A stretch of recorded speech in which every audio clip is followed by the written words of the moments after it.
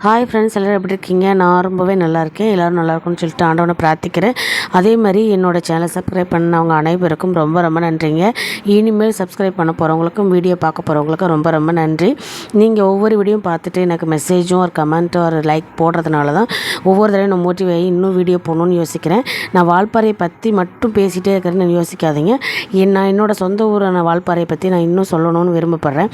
என்னோடய சொந்த ஊர் வால்பாறையில் சேக்கல்முடி எஸ்டேட் தான். நானும் எங்கள் அப்பா பிறந்து வளர்ந்த ஊர் எல்லாமே சேக்கல்முடி தான். அங்கே வால்பாறை பொறுத்தளவுக்கு யானை நிறையா இருக்குங்க.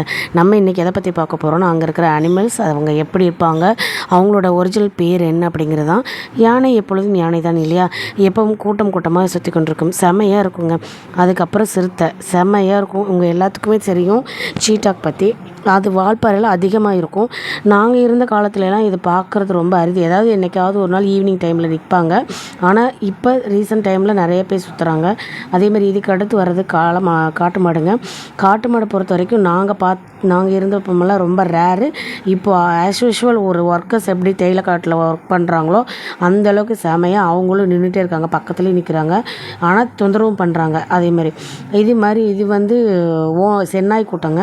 சென்னாய் கூட்டங்கள் எப்படி இருக்கும்னா, இப்போவுமே இப்படி கூட்டமாக தான் சுற்றிட்டு இருக்கும். அதாவது எப்போவுமே ஒரு 6-7 பேர், இல்லை 3-4 5 பேருன்னு தான் சுற்றிட்டு இருப்பாங்க. இவங்க வந்து பகலே சுற்றுவாங்க, நல்லாவே பார்க்க முடியும். அடுத்து வரப்போகிறது யாருன்னா நம்ம சிங்கவால் குரங்குங்க.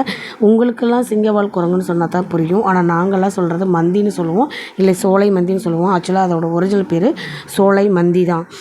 அதாவது இது ஏன் அப்படி கூப்பிட்றாங்க அப்படின்னா, இதுக்கு வால் வந்து சிங்கத்தோட வால் மாதிரி இருக்கும். அதனால் சிங்கவால் குரங்குன்னு சொல்கிறாங்க. இது எல்லாருக்குமே தெரிஞ்சதாங்க.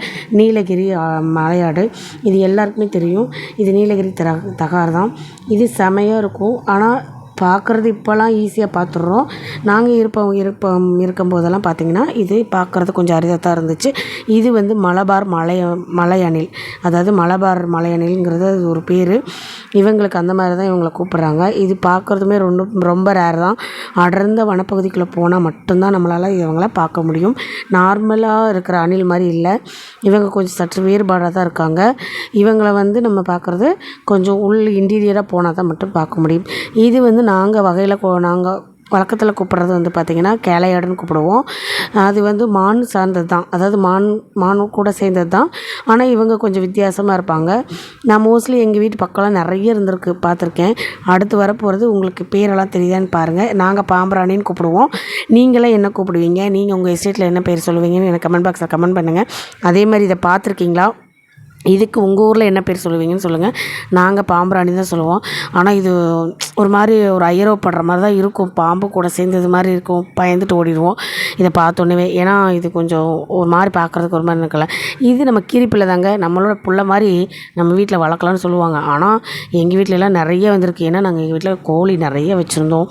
அந்த கோழி கேட்டெல்லாம் அந்த ஸ்மெல்லுக்காக வந்துடும். நைட் நேரத்தில் தடன்னு உருட்டிட்டு தெரியும். அதனால் நீங்கள் இதை பார்த்துருக்கோம். அடுத்து வரப்போகிறது இது செம்பூத்துன்னு நீங்கள் யாராவது கேள்விப்பட்டிருக்கீங்களா? ஆனால் நாங்கள் செம்பூத்துன்னு சொல்லுவோம். நீங்கள்லாம் என்ன சொல்லுவீங்கன்னு எனக்கு கமெண்ட் பாக்ஸில் கமெண்ட் பண்ணுங்கள். இதுவும் ஒரு காக்கை வகை இனத்தை தான். இது உங்களுக்கு ஆல்ரெடி தெரியும், கொண்டை வாழைத்தான் குருவி. இதே மாதிரி இன்னொரு வீடியோவில் சந்திப்போம். Tata, take care, bye bye. என்னோட வீடியோ பிடிச்சிருந்தால் லைக் பண்ணுங்கள், ஷேர் பண்ணுங்கள், சப்ஸ்கிரைப் பண்ணுங்கள். கண்டிப்பாக பெல் பட்டனில் ஆளுங்கிற பெல் பட்டனில் ப்ரெஸ் பண்ணுங்கள். அப்போ தான் நான் போடுற வீடியோ ஒன்று நோட்டிஃபிகேஷனாக வரும். சின்ன தொகுப்பாக இருந்தாலும் வால்பாறையை பற்றி நான் ஒவ்வொரு தொகுப்பும் சொல்லும்போது எனக்கு ரொம்ப சந்தோஷமாக இருக்கும்.